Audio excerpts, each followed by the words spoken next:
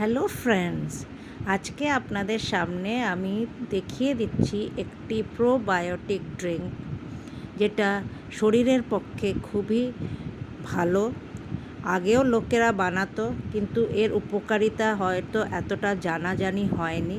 এখন যতটা লোকে এর উপকারিতাটা বোঝে।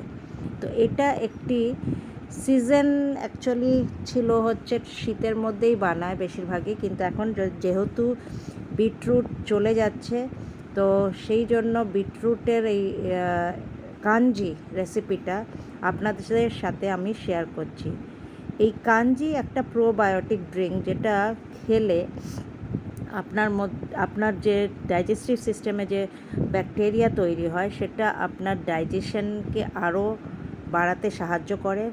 মোরওভার, এটা ডাইজেশনের জন্য শুধু নয়, আপনার বডির ব্লাড ভালো রাখার জন্যও একটি ড্রিঙ্ক।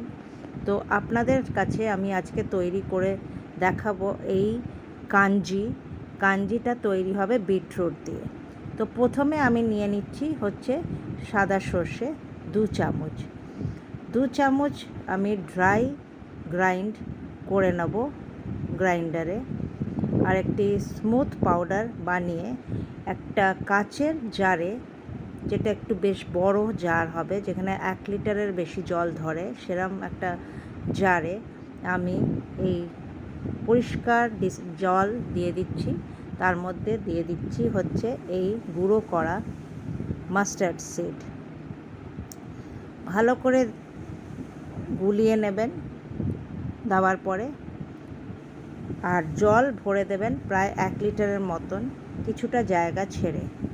এবার আমি দিয়ে দিচ্ছি হচ্ছে ব্ল্যাক সল্ট, বা যেটা আমরা বিট নুন বলি, সেই বিট নুন 1 চামচের মতন। আর তার সাথে আমি দিয়ে নেব সামান্য হিংটা আমাদের ডাইজেশনে হেল্প করে, তাই হিংটা 1/4 চামচেরও কম একটু হিং আমি দিয়ে নিচ্ছি। জলটা তৈরি করার আগে জলটা যেন ভরে নিয়ে সুন্দরভাবে মিলিয়ে রাখা হয় মশলাটা। এবার আমি এখানে নিয়ে নিচ্ছি বিটরুট, গাজর আপনি ইউজ করতে পারেন, দুটোই ইউজ করতে পারেন। আমি শুধু বিটরুট দিয়ে আজকে করছি। ছোট ছোট টুকরো করে নিয়েছি বিটরুট, আর সেই বিটরুট আমি এর মধ্যে দিয়ে দিচ্ছি। কাঞ্জি অ্যাকচুয়ালি একটা ফার্মেন্টেড ড্রিঙ্ক, ফার্মেন্টেশন করা হয়। তো এর মধ্যে আরেকটু ভালো এটাকে বানাবার জন্য আমি দিয়ে নিচ্ছি কাঁচি হলুদও আমাদের শরীরের জন্য যেরকম ভালো, ডাইজেশনেও এটা হেল্প করে। আর জার্মস, যে আমাদের যেটা খারাপ জার্মস, সেটাও একটু নষ্ট করে দেয়। তো এই সব দেওয়ার পরে ভালো করে মিক্স করে নেব। আর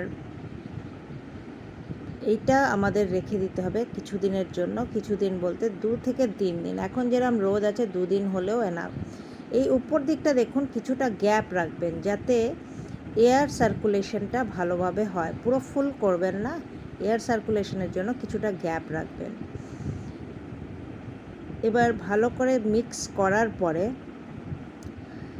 আমি এর মুখটা লিড দিয়ে বন্ধ করব না, বরং একটা পাতলা মাসলিন কাপড় দিয়ে মুখটা ভালোভাবে এটা আটকে দেব। আর এইটা আমার রাখতে হবে রোদে 2 থেকে 3 দিন, যাতে ফার্মেন্টেশন প্রসেসটা হয়। আর মাসলিন ক্লথ দেওয়ার কারণ হচ্ছে যাতে এয়ার সার্কুলেশন কিছুটা এর মধ্যে হয়, সেই জন্য উপর থেকে লিড দিলে পরে এয়ার সার্কুলেশনটা বন্ধ হয়ে যাবে, তাই কাপড় দিয়ে মুখটা ঢেকে দেবেন।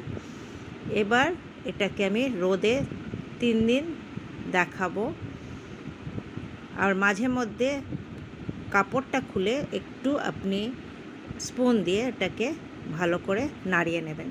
এবার দেখুন 3 দিন পরে আমার কাঞ্জি রেডি হয়ে যাচ্ছে। রেডি হয়ে গেলে আপনি এটা ফ্রিজে ট্রান্সফার করে একটু একটু করে রোজ খেতে পারেন, সকালবেলা ব্রেকফাস্টের পরে। আমি সাজেস্ট করব না খালি পেটে খাওয়ার, ব্রেকফাস্টের পরে খাবেন, খুব উপকারী drink. So thank you friends and